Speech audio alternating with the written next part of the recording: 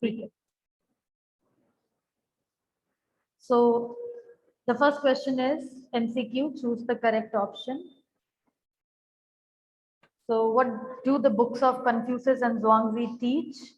There is one answer in the chat box. Let me read it. A, to guide his disciple in the right direction. Yes, Amanjot Kaur, it is correct. Yes, Yadvi, absolutely correct answer. So the first answer, which is here, that what do the books of Confucius and Zhuangzi teach? It's to guide his disciple in the right direction. Because those books, those are there, include the stories, the anecdotes, right? And those classical Chinese stories are an important part of Chinese education, right? So these books serve an important purpose as it helps the masters in teaching the disciples the past of their country, the artwork, their essence of the art involved in that art, everything is actually taught to those disciples through those books, and it helps the masters in guiding them. Next question is, what did the two forms of art depict? So what is the answer here? The answer in the chat box, question number 2A. Yes, Nandika, it is absolutely correct. It is the perfect illusionistic likeness in Europe and the essence of inner life and spirit in Asia. Yes. What was Francois Cheng's expression? The center of the landscape, the eye of the landscape, the center of the universe, or the left side of Yang? So what is the correct answer? 3B, yes, answer 3B, Amanjot, it is absolutely correct. As Francois Cheng, he gave an expression that how man, he serves the purpose as being the eye of the landscape. So it is the correct answer. Now the fourth one, why didn't the father approve of love of his daughter and the blacksmith? Due to his profession, due to his caste, due to his appearance, yeah, none of the above. Yes, it's A, correct, Nandika. The answer is itself given in the question, as it is mentioned there that he was a blacksmith, and the daughter, the painter, the father here is a painter, right? And he wanted his son-in-law from his own profession. He wanted his son-in-law to be an artist. So therefore, his daughter, she loved a person who was a blacksmith. So Quentin Metzis is being talked there, who was a blacksmith. So the father here did not approve this man here for getting married with his daughter, right? Okay. Now answer in 30-40 words. Here you need to speak up better. Writing answers in the chat box will not do. So kindly speak up what you have to say regarding this. The first question is, the landscape is an inner one, a spiritual and conceptual space. Discuss in 30-40 words. So who would like to answer? You can unmute and speak. Who has written the answer? Yesterday also we discussed about this phrase. Raise hand better. Anyone can unmute and just speak up. Read the answer if you have written it. If not, still you can give a try to tell what will be the answer to this question. Who would like to come? Nandika, can you tell what is the answer? Yes, Nandika beta, you can unmute and speak. Anji. Yes, ma'am. The statement means that the Chinese art form needs Chinese painter wants you to enter his mind rather than borrowing his eyes, and it requires both physical as well as mental participation. Yes. And what else? And the landscape is not real, and it can be reached from any point. Yes.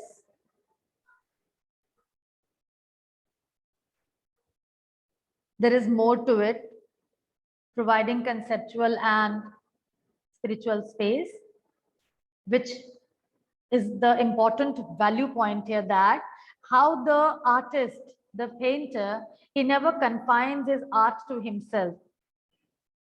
He gives an open dimension to the onlooker so that the onlooker can enter his painting from any point and then understand it according to his own time and space, and then interpret it in his own way, right? So this is also there in the answer. So yes, correctly said by Nandika that how this phrase explains the Chinese art form, where a Chinese painter wants you to enter his mind rather than borrow his eyes. है ना? Inner and conceptual space. Inner one means it refers to the inner awareness of the artist, where he wants the onlooker to enter his mind, not borrow his eyes. Because the artists, they don't draw what they see, they present what they imagine. So that is why the artist wants the onlooker, the viewer, to enter his mind. And then according to their own time and space, they should try to understand the painting and then perceive the meaning and then explain it in their own way, give their own definition to the painting. So this is what the phrase means, right? Okay. And the next one, how did stories such as the one about Wu Daozi play an important role in China's classical education? So who would like to answer this question? You can raise hand. Yadvi, Amanjot, any of you?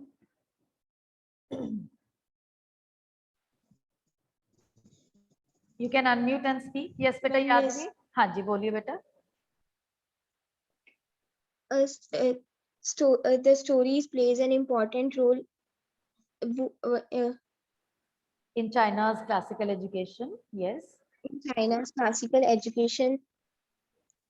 The stories in the books of Confucius and Zhuangzi help the master to guide his disciples in following the direction. Disciples, right? Yes, disciples in the right direction. And what else will be there? This is correct, beta, what you have said. Apart from that, these stories were not just stories, right? We can say that how they represent the essence of the art. They show the inner spirit of Chinese art, right? So the books of Confucius and Zhuangzi, they are full of such kind of stories, and they reveal the art which was considered as the essence of inner life and spirit in Asia, right? So this way these stories play an important role. The way Wu Daozi, he wanted that the king, he should understand the not just the materialistic aspect of the painting, but also the spiritual aspect that was there. He wanted the king to reach beyond the materialistic appearances that were there on the painting. He wanted to show the way to the king, but the king had failed to understand, or the king had failed to see the way there, right? He had failed to reach the mind of the painter there. And thus he failed to interpret the painting of Wu Daozi in a correct manner. And that is why he disappeared along with his painting.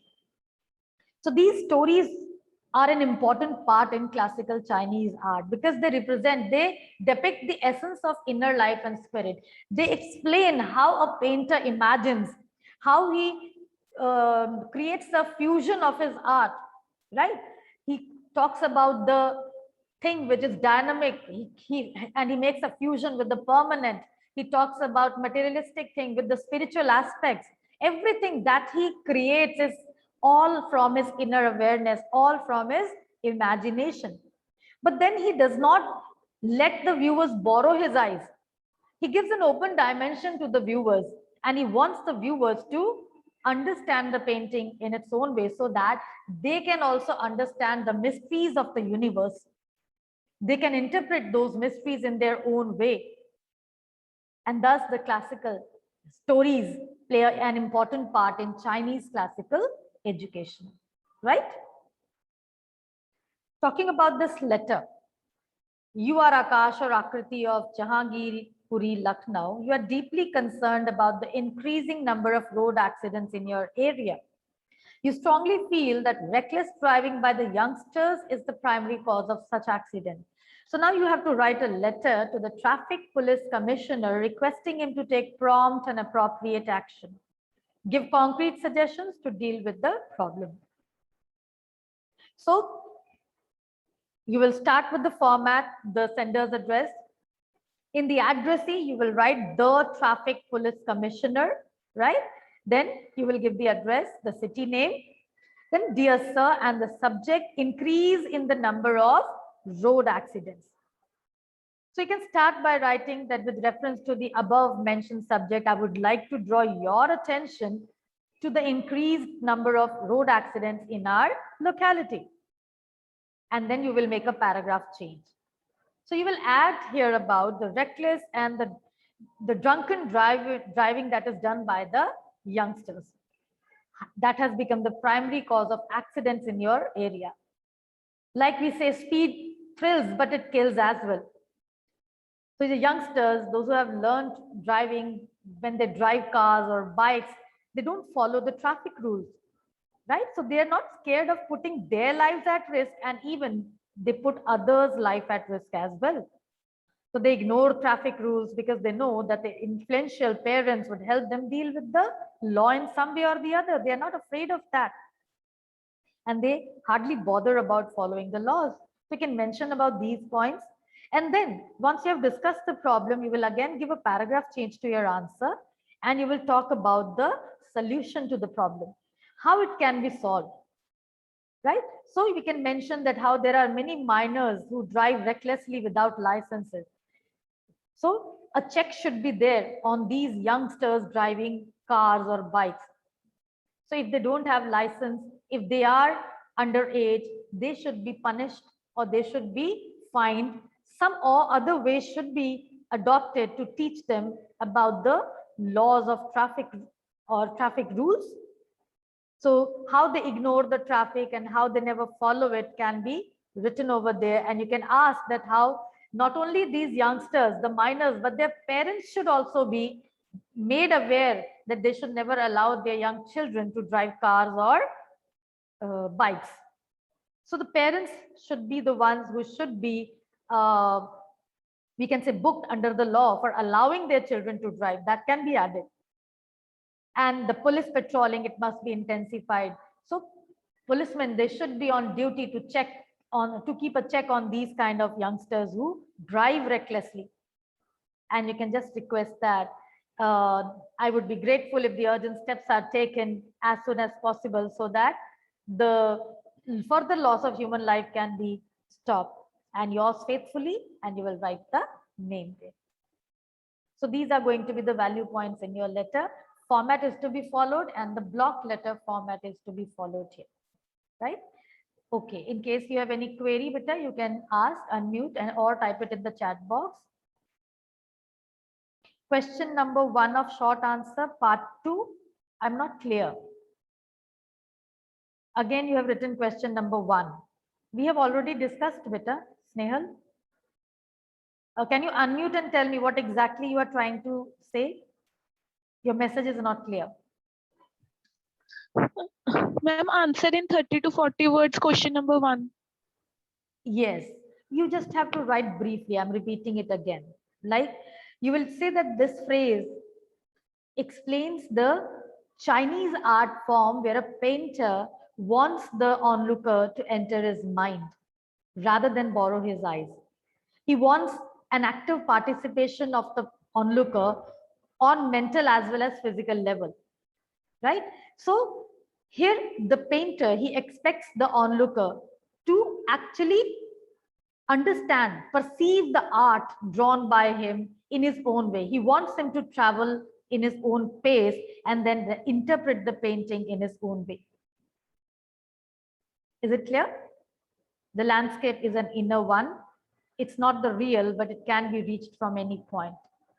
So this way you will explain. I know there are a lot of answers on internet which actually confuse you, right? You just have to mention these points, that how first point you will talk about is that the Chinese painter, he wants you to enter his mind, because whatever he has drawn from his imagination.